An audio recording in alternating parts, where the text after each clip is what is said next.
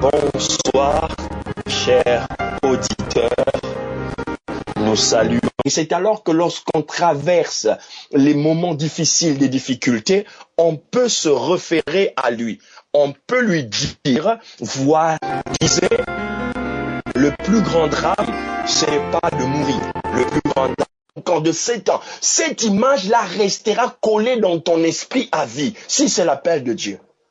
Si tu as entendu la voix de Dieu, cette parole va rester gravée dans ta mémoire, dans ton disque dur, dans ton esprit. Il va rester et personne ne pourra l'enlever. Ainsi, Dieu ne parle pas à tout vent. Dieu parle lorsque un objectif, il avait un plan, un agenda, il vint. Je suis venu dire déjà prophétiquement dans la vie de quelqu'un, lorsque tu commences à voir certains signaux changer dans ton environnement, ça veut dire que Dieu veut te visiter.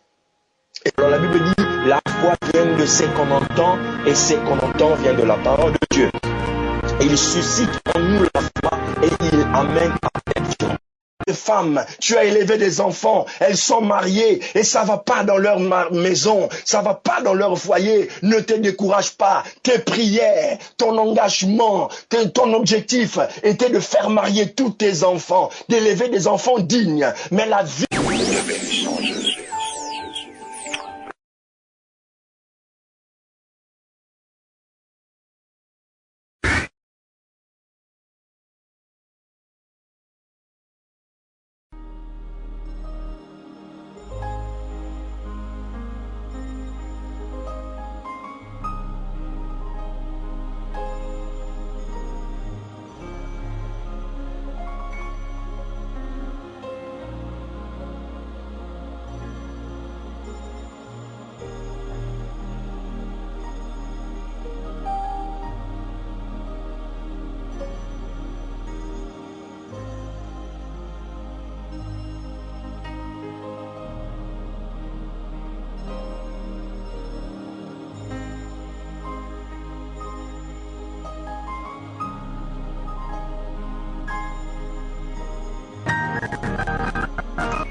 Bonsoir, chers auditeurs. Nous saluons notre écoute en ce moment. Nous vous saluons un peu partout. Notre dernière intervention dans cette merveilleuse radio. Nous avons eu des échos partout dans le monde, de la France, de la Belgique, de l'Allemagne, de l'Angleterre et du Canada. Que Dieu soit béni pour ce qu'il est en train de faire. Et nous savons les visionnaires de ce ministère. On en fait pas une prière que Dieu puisse ouvrir encore et encore portes pour que l'évangile soit prêché. Et nous lançons cet appel à tous ceux qui sont de bonne foi, qui aiment l'évangile, pour soutenir cette vision. Non seulement spirituellement, mais financièrement aussi, car c'est des initiatives qui méritent des encouragements. Et nous croyons que ce soit encore quelque chose de précieux et de puissant à se passer. Suis le pasteur Serge Dalla et en quelques minutes, il y aura une atmosphère dans votre maison, il y aura une atmosphère dans votre salon, il y aura une atmosphère dans votre voiture. Il y aura une atmosphère partout où vous serez. La présence de Dieu va venir dans votre vie. Et nous croyons que votre destin sera changé en un destin phénoménal. Parce que nous croyons que la parole que Dieu nous donne ce soir va vous bénir au-delà de vos attentes. Car Dieu fait toujours au-delà de ce que nous pensons, au-delà de ce que vous voyez, au-delà de ce que nous estimons. Et aujourd'hui, le Saint-Esprit a mis dans mon cœur, a placé des paroles qui vont changer votre vie. Et surtout si vous êtes femme, et si vous êtes femme et vous croyez à votre Dieu et vous croyez en votre Père, Dieu va faire quelque chose d'assez exceptionnel. Je vais lire un texte avec vous pour vous donner déjà, vous mettre dans l'ambiance de ce que nous allons traiter. Il s'agit chrétienne, car figurez-vous dans cette série Femmes au destin exceptionnel, il s'agit bien entendu d'aller puiser dans la Bible tous les personnages féminins et d'en tirer des leçons et d'en tirer des inspirations exceptionnelles. Et nous croyons que par ce message, beaucoup de femmes et beaucoup d'autres personnes vont se retrouver. Nous saluons ceux qui ont déjà accepté de travailler sous le label FAD, Femmes au destin exceptionnel, ceux qui veulent devenir ambassadrices, co-ambassadrices, ceux qui veulent devenir les géris de ce ministère, qui est une vision céleste, une vision de Dieu pour impacter les femmes de toute la terre. Hébreux chapitre 12, dans le verset 2, la Bible dit, ayant les regards sur Jésus qui suscite la foi et l'amène à la perfection en échange de la joie qui lui est réservée, il a souffert la croix, méprisé l'ignominie et s'est assis à la droite du trône de Dieu, ayant les regards sur Jésus. Je voudrais parler le sous-thème du message, si je peux l'intituler, je dirais la puissance de l'objectif. La puissance de l'objectif. Un homme célèbre qui nous a laissé récemment, un docteur de la parole de Dieu, disait le plus grand drame, ce n'est pas de mourir. Le plus grand drame, c'est lorsqu'on meurt sans avoir accompli les choses que Dieu nous avait destinées à vivre sur la terre. Et lorsqu'on meurt avec tout ce que Dieu avait prévu. Alors la Bible dit, la foi vient de ce qu'on entend, et ce qu'on entend vient de la parole de Dieu. Et il suscite en nous la foi, et il amène à la perfection. Non seulement il se contente de susciter en nous la foi, mais c'est la perfection. J'aimerais dire à cette femme qui m'écoute, plus précisément, je parle de manière générale, mais plus précisément aux femmes. Cette femme, Dieu ne veut pas seulement susciter en toi une foi, mais il veut l'amener à la paix de son nom. C'est pourquoi vous devez faire acte de Dieu. Ma fille est cruellement tourmentée par le démon. Il ne lui répond pas un mot, et ses disciples s'approchèrent et lui dirent avec instance, revoilà, car elle est derrière nous. Il répondit, je ai été envoyé aux brebis perdues de la maison d'Israël. Où Jésus s'exclame devant l'expression de la foi de deux personnes. Et sur la foi, il dit, si vous avez une foi, une petite foi, comme un grain de sénévé, vous serez capable de déplacer cette montagne. Donc Jésus, en parlant de la foi, en enseignant sur la foi, il a toujours exprimé, ou il s'est toujours exprimé en termes de petite foi. Et les petites foi déplacent les grandes montagnes. Vous n'avez pas besoin d'avoir une grande foi selon l'enseignement du Maître, selon l'enseignement de Jésus. Vous n'avez pas besoin d'avoir une grande foi pour déplacer une montagne. Avec une petite foi comme un grain de sénévé, vous êtes capable de déplacer une montagne. Mais cependant, devant cette femme, Jésus s'exclame en disant, ta foi est si grande. Pourquoi? Parce qu'il y a un processus.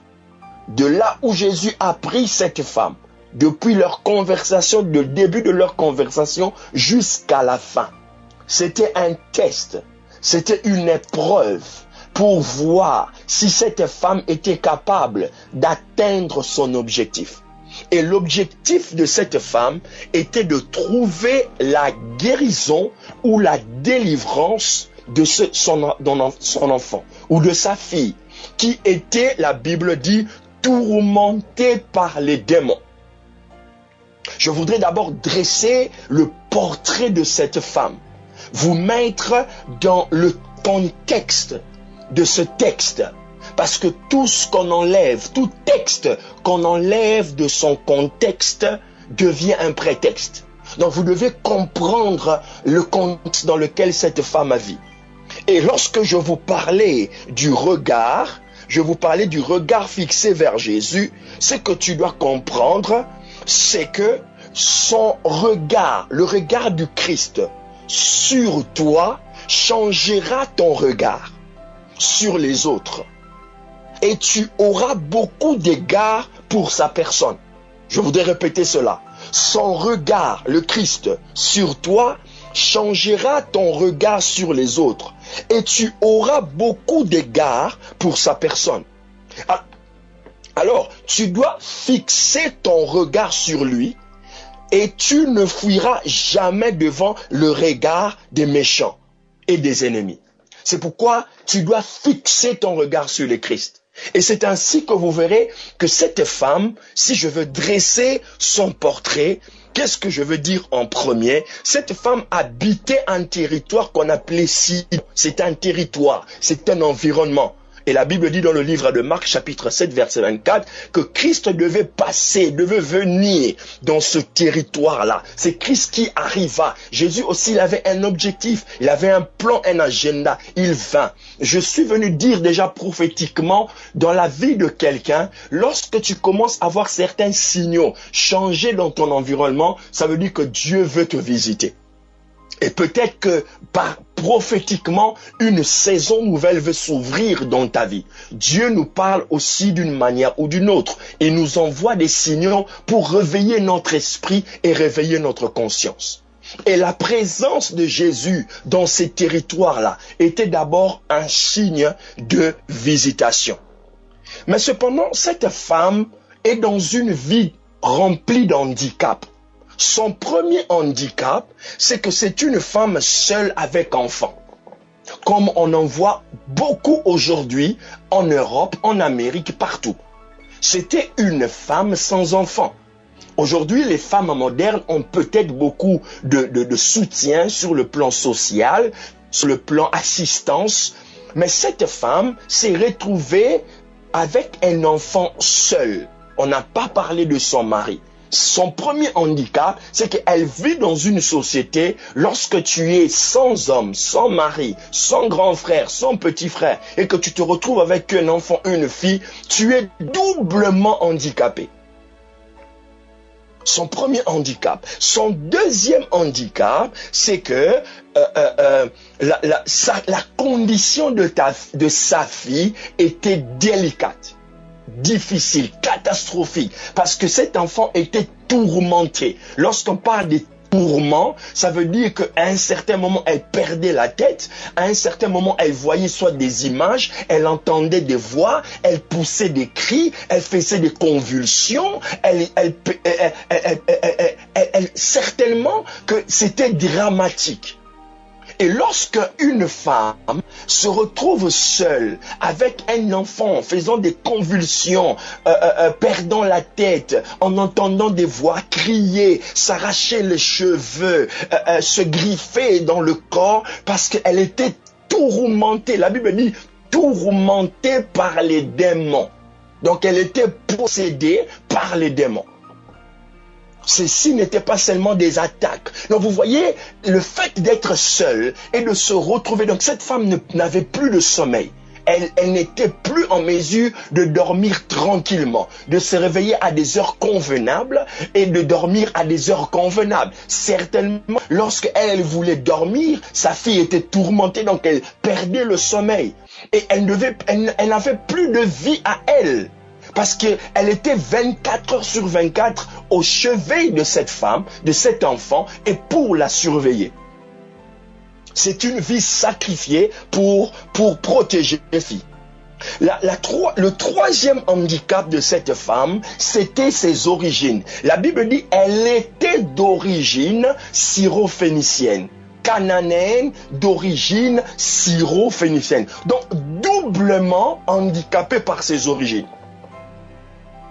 C'est-à-dire qu'elle n'avait pas droit, elle n'avait pas accès à certaines choses à cause de son nom, à cause de la couleur de sa peau. J'aimerais ce soir m'adresser à cette catégorie de femmes qui veulent commencer un projet, qui veulent atteindre un objectif, mais qui se retrouvent déjà triplement dans ces handicaps. Ils sont handicapés avant même déjà de commencer leur projet. Leur situation sociale, leur statut social, leurs conditions ne leur permet pas administrativement, logiquement, physiquement, moralement d'atteindre un objectif. Ils veulent devenir chefs d'entreprise. Ils veulent entrer en politique. Ils veulent faire un ministère. Mais leurs conditions de départ les handicapent. Et elles ne savent pas où commencer, avec quoi commencer. Mais cependant, ils ont une passion dans leur esprit et dans leur tête. Elles savent, elles ont entendu parler de Jésus. Parce que ce qui s'est passé, c'est que Jésus était dans le territoire. Rappelez-vous de mon premier texte. Jésus était dans le territoire. Donc cette femme a dit, c'est comme ce soir, la parole que je prêche dans cette radio est venue dans ton territoire. Je suis une voix de coaching, une voix de mentoring pour toi. Et cette parole peut créer une foi, une puissance, une délivrance, une onction, une atmosphère, peut t'orienter dans la vie si tu fais attention. Si tu prêtes attention. Et la Bible dit que cette femme était handicapée dans 3 dimensions. À part les handicaps, cette femme, maintenant, dans sa démarche pour atteindre son objectif, de trouver la guérison, non pour elle, mais pour sa fille. Rappelez-vous que ce n'est pas elle qui souffrait des démons. Ce n'est pas elle qui était malade, c'est sa fille. Oh, Dieu seul sait combien certains combats dans lesquels il nous met, ce sont des combats générationnels. C'est-à-dire, si toi tu ne le fais pas, personne ne le fera. Je suis en train de parler à une femme, que l'esprit de négligence te quitte. Toi qui vois des bizarreries autour de toi. Toi qui vois que tes enfants, quelque part leur conduite ne te plaît pas, mais tu te laisses dans cette nonchalance, dans cette fourberie. Tu te laisses te dire, ça va s'arranger, ça va s'améliorer. Tu dois prendre conscience que la situation peut aller en s'empirant si tu ne t'engages pas à résoudre le problème qu'il y a dans ta maison et qui concerne tes enfants. Parce qu'il n'y a aucun homme qui viendra le faire. Il n'y a aucune personne qui viendra le faire. Tu crois peut-être que l'homme qui viendra, il viendra arranger cette situation. Non, tu es dans le cas de cette femme. Ton destin a voulu que tu te retrouves seul avec enfant, avec autant d'handicapés. Tu dois premièrement prendre conscience de l'état des choses qui se trouvent dans ta maison. Et cette femme a pris maintenant la démarche ou le processus. Mais lorsqu'elle commence le processus pour atteindre son objectif, elle rencontre des obstacles. Le premier obstacle qu'elle rencontre, c'est le silence. Waouh! C'est le silence. Elle avance vers Jésus et la Bible dit ceci. Jésus ne lui répondit pas un mot. Elle cria auprès de Dieu, mais Jésus ne lui répondit aucun mot. Le premier obstacle de cette femme, c'est le silence. Et Dieu seul sait psychologiquement, parce qu'une femme généralement, dans la nature de la femme, lorsque tu lui parles, quelqu'un doit répondre. Lorsqu'il y a un silence, lorsqu'il y a une conversation et qu'il y a un silence, ça les frustre dans la nature de la femme. Parce que d'une manière générale, elles sont habituées à parler, avoir des conversations. Et lorsqu'il y a un silence, ça les intrigue. Et cette femme est venue avec cette effervescence en ayant entendu parler que cet homme est capable de faire quelque chose pour toi et elle rencontre le silence. Comment peux-tu être capable de gérer le silence, de surmonter le silence? La gestion du silence est une force. Lorsque vous entrez dans une voiture, le GPS ne vous donne pas des indications à tout moment. Lorsque vous êtes dans le bon chemin, ceci est une indication, le silence est une indication que vous êtes dans le bon chemin. Le GPS ne réagit que lorsque vous faites une mauvaise direction, vous prenez une mauvaise direction. Ainsi Dieu, lorsque tu es dans le bon, Dieu ne parle pas comme un enfant de course, comme un barman, il parle à tout vent, non. Dieu peut te dire une seule phrase à l'âge de 6 ans. Dieu peut te montrer une seule image à l'âge de 5 ans, de 7 ans. Cette image-là restera collée dans ton esprit à vie, si c'est l'appel de Dieu. Si tu as entendu la voix de Dieu, cette parole va rester gravée dans ta mémoire, dans ton disque dur, dans ton esprit. Il va rester et personne ne pourra l'enlever. Ainsi, Dieu ne parle pas à tout vent. Dieu parle lorsque les hommes se taisent. Et le silence de Dieu, comme le disent nos amis, ce n'est pas l'absence de Dieu. Le silence est l'expression et le langage des grands.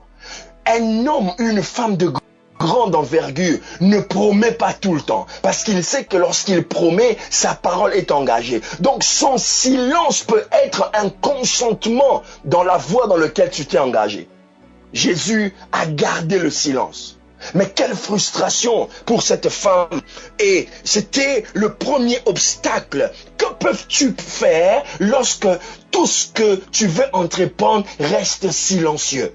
Cette porte que tu frappes, l'administration reste silencieuse. Tes lettres, on ne réagit pas. Des CV qui ne sont pas répondus. Et tu dis, waouh, ce projet, je ne l'atteindrai pas. Tu fais des propositions à tel organisme. Personne ne réagit. Je veux te dire que le silence n'est pas le synonyme ou la signification d'abandon. Au contraire, le silence veut dire continue encore. Ton dossier a été reçu, ton dossier a été accepté, mais il te faut encore gravir certains échelons.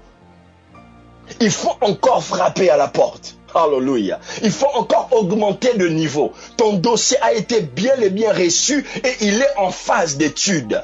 Les spécialistes du roi sont en train de scruter ton dossier pour le rendre faisable. Jésus resta silencieux. Le deuxième obstacle que cette femme devait rencontrer, c'est l'entourage de Jésus. La Bible dit,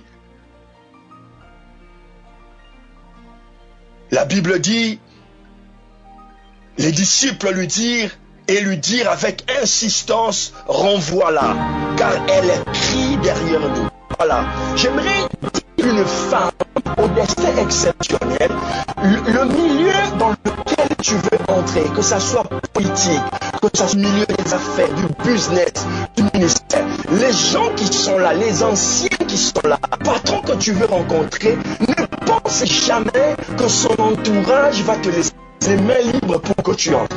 C'est toujours un combat entre les nouveaux et les anciens. Les gens qui sont là dans un système, dans une organisation, dans une situation, jamais ils ne laissent les nouveaux talents venir. Ils cherchent toujours à verrouiller toutes les portes pour que les nouveaux ne puissent pas entrer, afin qu'ils soient le seul bénéficiaire. Donc, Pierre et sa compagnie ils voulaient tellement faire de Jésus une propriété privée qu'ils ont commencé à influencer Jésus pour que cette femme soit renvoyée. En d'autres termes, on voulait lui dire, tu n'es pas la bienvenue dans notre secteur. Tu n'es pas la bienvenue dans notre milieu. Il y a une femme qui m'écoute en ce moment, qui veut entrer dans une entreprise, mais tous ses CV, tous ces demandes sont rejetées. Non pas parce que tu es talentueux, tu n'es pas talentueuse, mais seulement parce que les gens qui gèrent ton dossier ont remarqué que si on laisse cette personne entrer, elle va gravir les échelons, elle va devenir spirituellement. Je suis venu te oindre par cette parole pour que tu ne te décourages pas, mais que tu saches que ce sont des obstacles. On découvre une femme de grand destin, de destin exceptionnel, par sa capacité à surmonter ces obstacles jusqu'à aller atteindre ses objectifs et son but. Les entourages nous bloquent, nous empêchent. Les gens qui sont autour des pasteurs, ils aiment jamais voir les nouveaux talents venir. Les gens qui sont autour d'un manager, ils aiment jamais voir une talent nouvelle arriver. tout ceci, dans les entreprises, dans les cercles familiers, dans les mondes financiers, le monde politique, les gens qui sont entre guillemets ayant droit, ou ce qu'on appelle ceux qui sont fondateurs de quelque chose, n'aiment jamais. Ils sont toujours protecteurs de leur système et ne veulent jamais voir du sang neuf entrer, un talent nouveau. Parce que les gens moins talentueux ont toujours peur des gens talentueux. Le troisième obstacle que cette femme rencontre, ceci est très important. La Bible dit ceci, il lui répondit, j'ai été envoyé qu'aux brebis perdues de la maison d'Israël. Le troisième obstacle que cette femme rencontre, c'est que Jésus lui montre qu'il avait un agent. J'aimerais que tu écoutes parce que cette histoire commence à bouillonner maintenant dans mon cœur et je sens qu'une forte pression de l'onction se verser sur moi. Et je sens par radio que Dieu saisisse ton esprit. Tu lui dis, je n'étais envoyé qu'aux brebis. En d'autres termes, Jésus était en train de dire à toi, tu n'es pas mon agenda. Tu ne figures pas dans mon calendrier. Je n'ai pas le droit de te recevoir. Je n'ai pas le droit de te donner ce que tu me demandes. Parce que j'ai été envoyé qu'aux brebis égarées. Et à cause de ton handicap, à cause de tes origines, tu n'as pas les droits. Vous savez, je vais ouvrir une parenthèse. Pour ceux qui sont dans des pays étrangers, en Europe,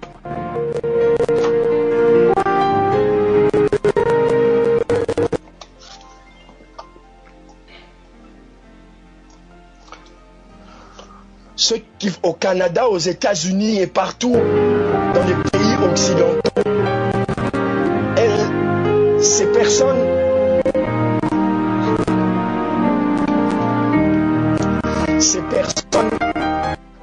sont forcément déroutées parce que ce qu'elles trouvent dans leur quotidien, c'est des choses qui les dépassent. C'est-à-dire que le système dans lequel ils vivent ont été créés non pas pour eux, mais pas pour Jésus. Ce système a été créé pour les autres personnes. La Bible dit, Jésus dit à cette femme, j'ai été envoyé aux brebis égarées d'Israël. En d'autres termes, je n'ai pas un plan pour toi. Mon agenda, tu n'existes pas. Tu n'existes pas dans mes calculs. Mais cette femme avait ce qu'on appelle une force de caractère. Elle avait la niaque, comme disent les Français. Elle était poussée par sa passion et rien ne pouvait stopper sa détermination. Vous savez, il y a des choses, lorsqu'on les concevait, on ne les concevait pas pour toi. Il y a des postes dans des entreprises, lorsqu'on les créait, on ne pensait pas aux gens de ta couleur, la couleur de ta peau. On ne pensait pas aux gens de tes origines, les gens qui viennent du même coin, des mêmes horizons que toi. Lorsqu'on concevait ce poste dans cette entreprise prestigieuse où tu veux aller, on ne la concevait pas pour toi. Ton nom est un handicap pour toi d'entrer dans ce milieu. Il y a des cercles, des milieux fermés qui sont conçus pour ne pas recevoir des gens de couleur comme toi. Il y a des milieux d'affaires, des milieux politiques, des partis, il y a des écoles. Lorsqu'on était en train de les concevoir, on n'était pas en train de les concevoir pour des gens qui portent le nom des enfants. Un nom à consonance africain, un nom à consonance bantou, un nom à consonance des pays je ne sais pas d'où. Et le pays dans lequel tu existes, où tu vis, le nom que tu portes est un obstacle pour toi. La couleur de ta peau est un obstacle pour toi. telle était la vie de cette femme. Elle voulait atteindre un objectif et elle ne pouvait pas atteindre cet objectif-là parce que simplement, cette femme n'était pas en mesure de pouvoir aller au-delà de ce que lui était mis comme limite. Mais elle avait la détermination. Elle avait l'objectif et elle avait la détermination. Oh, je prie à quelqu'un qui veut que ses enfants aillent dans une école prestigieuse, une grande école de commerce, entrent dans les grands instituts, entrent dans les grandes institutions bancaires d'un pays, deviennent une personne de grande renommée dans l'administration publique, de devenir un député national, un même ministre. Je suis venu te dire à cette femme dont le combat n'est pas pour elle, mais pour ses enfants, que tu y arriveras à cause de ta détermination. Parce que la foi est déjà en marche en toi. Elle est en train de t'emmener petit à petit pour que tu atteignes tes objectifs. Comment peut-on entrer dans un programme qui n'était pas conçu et prévu initialement pour nous? Comment pouvons-nous devenir membres à part entière d'un organisme dont les membres n'étaient pas forcément, initialement, fondamentalement conçus pour que nous soyons de la même race, de la même couleur, du même nom, de la même appartenance ethnique? Il y a même dans certaines familles, tu ne peux pas aller épouser leur fille ou leur garçon parce que forcément tu n'es pas de leur milieu, parce que tu n'es pas de leur tribu, parce que tu n'es pas de leur rang social. Ils ont verrouillé. Mais je suis venu te dire, tu es une femme au destin exceptionnel. Et ta postérité entrera dans ce milieu-là et cueillera ses fruits et atteindra ses objectifs. Et la Bible dit que c'est l'attitude de cette femme. Le verset 25 de ce chapitre me dit, mais elle vint se prosterner. Elle vint se prosterner. Cette femme, comme elle avait entendu parler de Jésus, elle avait entendu l'histoire de Jésus.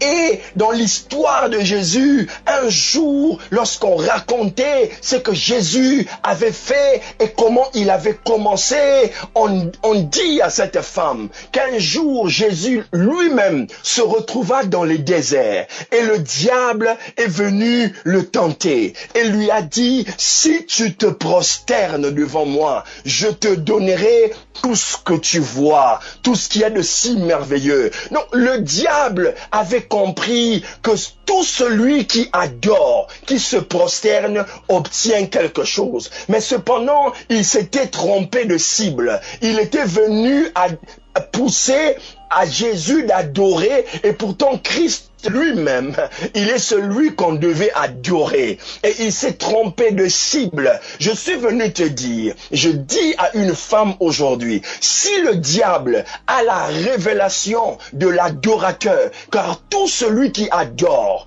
obtient quelque chose. Où tu adores le diable, tu obtiens des choses. Et quand tu adores Dieu, imagine que quand tu adores le diable, il est capable de te donner tout ce qu'il y a sur la terre. Et à combien plus forte raison, je suis venu dire que les femmes au destin exceptionnel, ce sont des femmes adoratrices. Ce sont des femmes qui ont compris que à travers leur adoration, entre guillemets, leur style de vie, l'adoration, c'est pas seulement un moment de chant, c'est un style, c'est une profonde attitude, c'est une conviction, c'est ce qu'on a de plus précieux par chez Dieu. Et il a dit, elle se prosterna. En d'autres termes, l'adoration ne veut dire, comme on le dit si souvent, c'est le fait de dire ce que Dieu est. Non, l'adoration est aussi au-delà de ça. L'adoration, c'est aussi cette prière que nous faisons à Dieu pour lui dire qu'il n'y a que lui seul qui est capable de faire ce dont on a besoin. Et cette femme qui avait les yeux fixés vers Jésus, la Bible dit, elle se prosterna devant lui et il dit, Seigneur, secours-moi. Cette adoration, cette prosternation qui change, qui convainc, qui transforme le cœur de Dieu, qui fait quitter le silence, à faire provoquer à Jésus de parler. C'est ainsi que cette attitude de vainqueur, de gagnante, a changé les choses. Et Jésus lui répondit, il n'est pas bien de prendre le pain des enfants et de le jeter aux pieds des chiens. Alléluia. De prendre le pain des enfants et de le jeter aux chiens. Et cette femme lui répondit, oui Seigneur, dit-elle, mais les petits chiens mangent les miettes qui tombent de la table de leur maître. Qui tombent de la table de leur maître. Cette femme au destin exceptionnel avait une attitude gagnante. C'est celle de ne jamais chercher à avoir beaucoup, à posséder beaucoup pour en faire. Vous savez, il y a des gens d'habitude pour qu'ils arrivent à produire quelque chose, il faut qu'il y ait beaucoup. Or, Dieu n'est pas dans la logique de beaucoup. Rappelez-vous que lorsque Gédéon voulait libérer le peuple d'Israël et il a voulu avoir autant une armée garni de militaires et de guerriers, Dieu lui a dit non, je ne veux pas utiliser un si grand nombre pour délivrer mon peuple, je veux utiliser un petit nombre. Rappelez-vous que Jésus Christ, lorsqu'il devait nourrir 5000 hommes sans compter les enfants et les femmes, Jésus a dit ceci, donnez-moi ces quelques pains et ces quelques poissons. Crois-moi, le pouvoir est dans l'action de grâce. Jésus d'abord a rendu grâce de ce qu'il avait. Cette femme avait une attitude gagnante.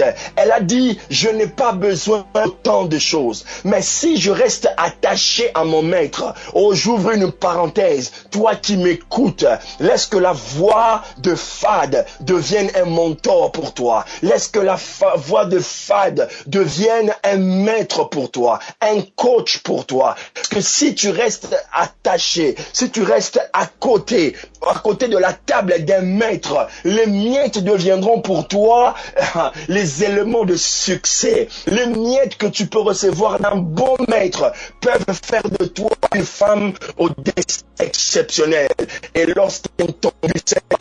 lorsqu'il a entendu cette parole, Jésus exclama en disant, waouh, je n'ai jamais vu une aussi grande foi. Regardez cette femme, elle n'a pas jeûné 100 jours, elle n'a pas jeûné 80 jours, mais elle avait la détermination. Je voudrais parler aux femmes déterminées. Personne ne peut arrêter une femme ou une personne déterminée. Et pour être déterminé, il faut être passionné. Pourquoi je te le dis? Parce que je crois que tu es capable dans cette saison d'étonner Jésus, afin que Jésus te dise, même si ta situation est misérable, et que tu es dans des conditions intenables et que le temps semble être interminable, crois en son amour incommensurable qui t'introduit dans ses voies insondables pour te faire découvrir sa beauté indéfinissable. Et là, tu auras une joie inexplicable parce que tu habiteras une demeure impénétrable et tu posséderas un domaine infranchissable. Alors tu deviendras imperturbable, car il sera pour toi, Jésus, un protecteur formidable et un conseiller admirable. Approche-toi, femme au destin exceptionnel. Approche-toi donc devant son trône adorable.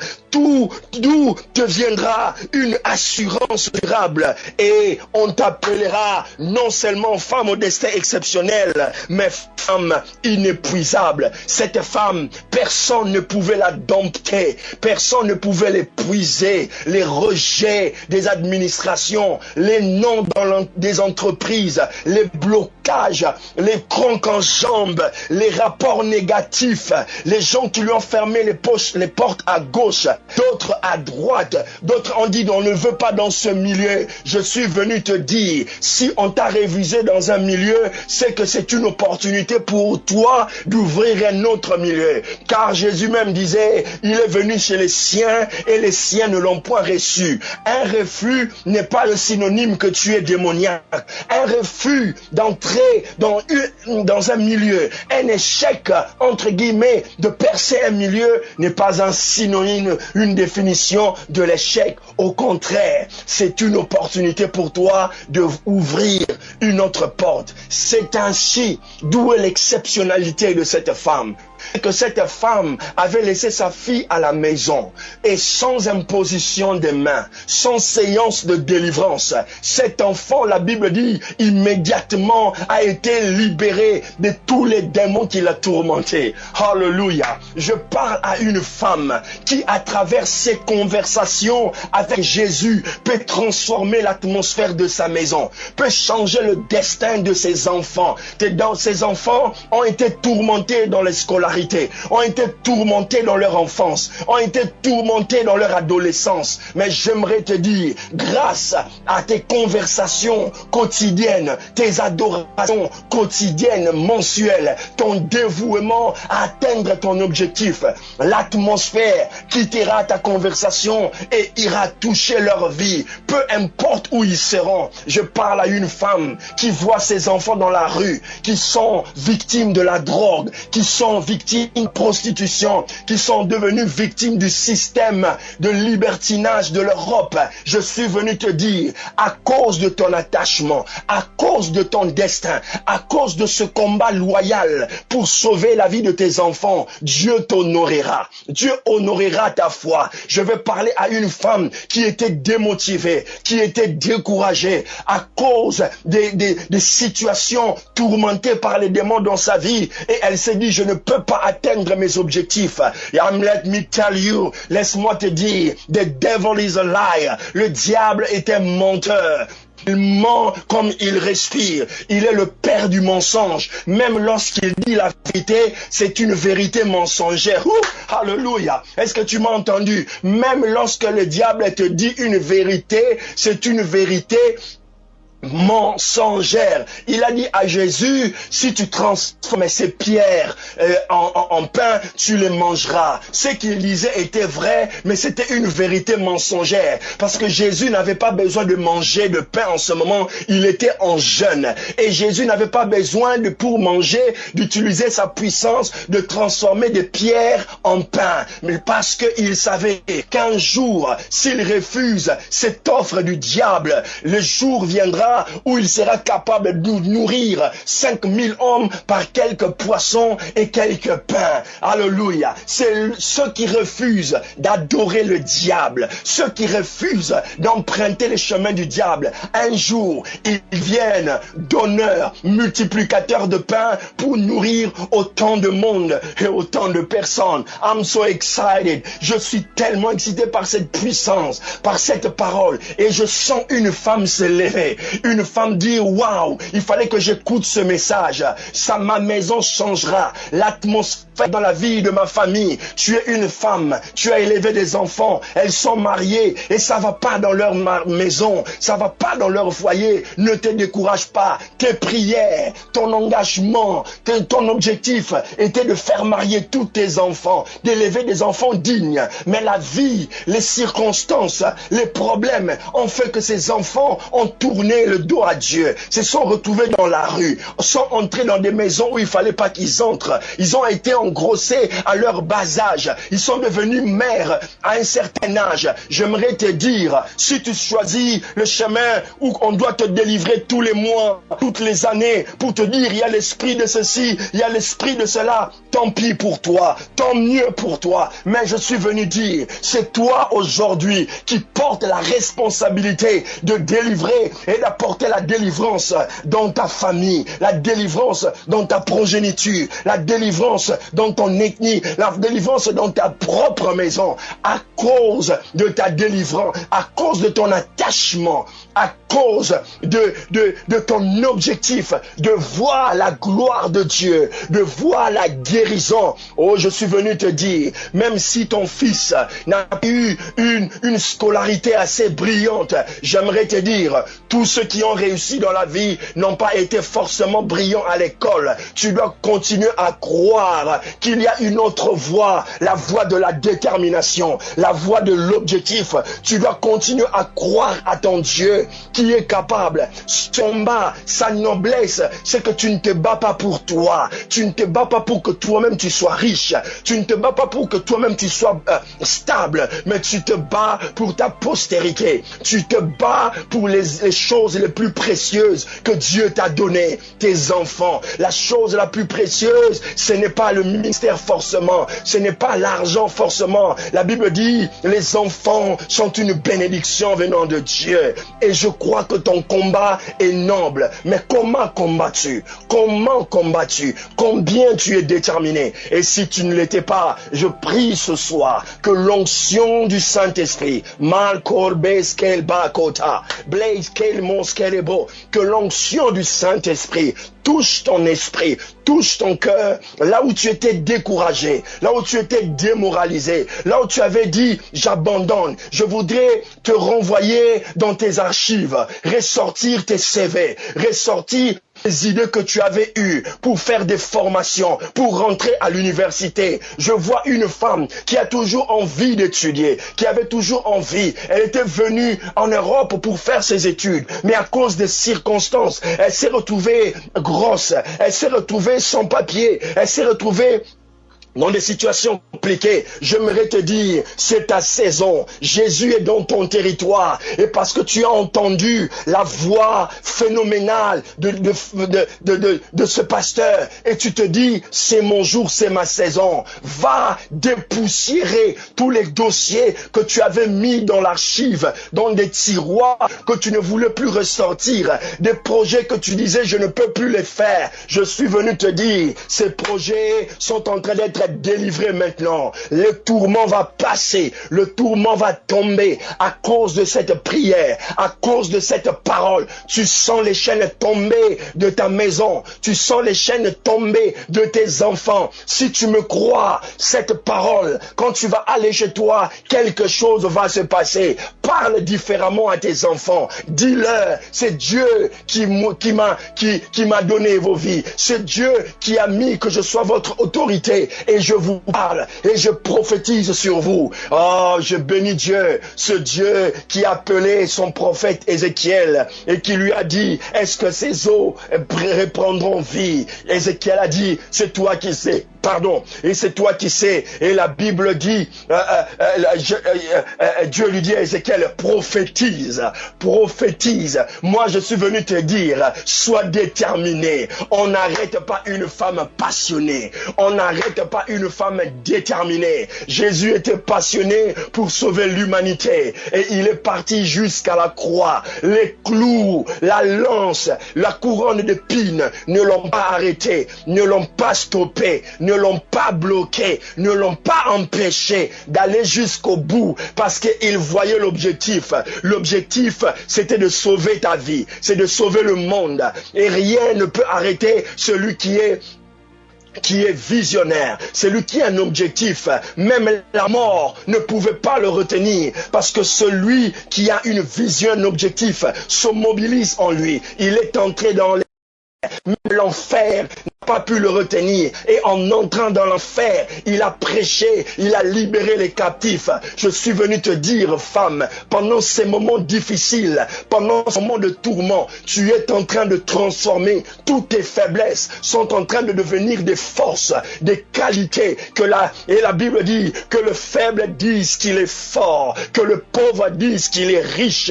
Je suis venu te dire, pendant ces moments où tu traverses des obstacles, chaque obstacle sur lequel tu remportes une victoire, chaque handicap que tu transformes en force, te rend forte, te rend capable. Et parce que à travers toi, plusieurs femmes pourront s'inspirer. Car celui qui aspire, inspire les autres. Celui qui aspire à des grands objectifs devient un modèle, devient une source d'inspiration. Je vois l'onction venir dans ta vie. Je vois la détermination. Je te vois jubiler chez toi. vois reprendre ces dossiers. Je te vois reprendre le cours des événements. Tu étais perturbé. Tu étais en conflit avec toi-même. Tu ne savais pas. Tu voulais prendre tes clics et des claques et partir. Mais ce soir, c'est quelque chose qui se passe dans ta vie. Tu étais désemparé. Maintenant, tu tapes du poing sur la table. Tu dis, enough is enough. Assez, c'est assez. Tu décides aujourd'hui de ne plus subir, mais d'influencer, de ne plus reculer, mais d'avancer. L'entourage de Jésus s'ouvrira. L'entourage de Jésus, tu le perceras. Tu attireras son attention. Cette femme était une femme au destin exceptionnel parce qu'elle a perturbé l'agenda de Jésus. Je suis venu te dire, femme, tu es perturbatrice des agendas de Dieu, même si ces choses initialement, fondamentalement, elles n'étaient pas prévues pour toi, mais à cause de ton hargne, à cause de ton efficacité, à cause de ta détermination, tu entreras dans ce programme. Et crois-moi, ceux qui entrent dans les programmes d'une manière, alléluia, d'une manière spontanée, alléluia, d'une manière impromptue, deviennent des personnes extraordinaires parce qu'on ne les voyait pas venir. C'est comme David contre Goliath. On pouvait imaginer tout le monde, mais on ne pouvait pas imaginer qu'un jeune homme sorte de la brousse et devienne le combattant contre Goliath. Je suis venu te dire, tu étais celle qu'on ne voyait pas. Tes enfants, on ne leur donnait pas crédit. On ne pouvait pas imaginer que tes filles reprendront la bonne vie, que tes enfants reprendront la santé, mais à cause de ta détermination, ça va changer la donne dans ta famille. Si tu le crois, dis Amen, dis-le-moi, un Amen phénoménal, Alléluia, Amen. Je crois que je t'ai béni ce soir. Amen, Amen, Amen. Que la présence de Dieu remplisse ta maison. Que la présence de Dieu suive tes enfants où ils sont. Qu'ils soient aux États-Unis, au Canada, en Europe, en France, en Angleterre, dans les pays scandinaves, en Afrique, en Asie. Pendant que je parle, que ton onction suive là où ils sont. Et s'ils étaient tourmentés par quoi que ce soit, qu'ils soient libérés.